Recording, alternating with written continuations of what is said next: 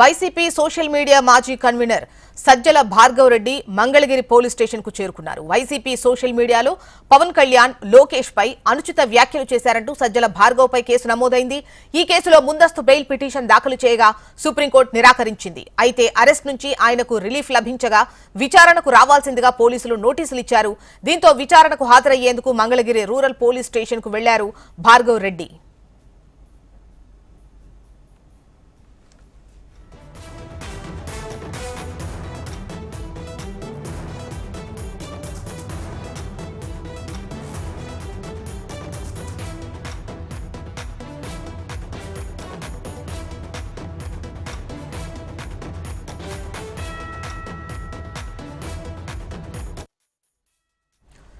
YCP social media మాజీ convener Sajjala Bhargav Reddy Mangalagiri police station కు చేరుకున్నారు. వైసీపీ సోషల్ మీడియాలో పవన్ కళ్యాణ్, లోకేష్ లపై అనుచిత వ్యాఖ్యలు చేశారంటూ సజ్జల భార్గవ్ పై కేసు నమోదైంది.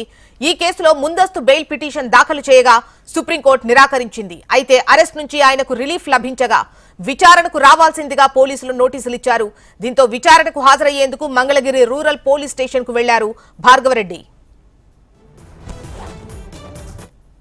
ఇక మంగళగిరి పోలీస్ స్టేషన్ కు భార్గవ్ రెడ్డి చేరుకున్నట్లుగా తెలుస్తోంది. డీటెయిల్స్ మనకు నరసింహారావు అందిస్తారు. నరసింహారావు, గుంటూరు జిల్లా మంగళగిరి రూరల్ పోలీసుల ఎదుట ఈరోజు YSR Congress party social media wing ఎవరైతే ఉన్నారో సజ్జల భార్గవ్ రెడ్డి పోలీసుల ముందు హాజరయ్యారు.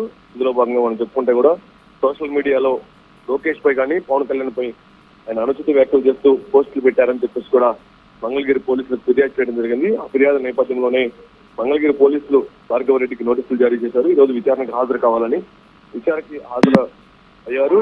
ఈరోజు దీనిపైన మంగళగిరి పోలీసులు విచారణ చేస్తున్నారు.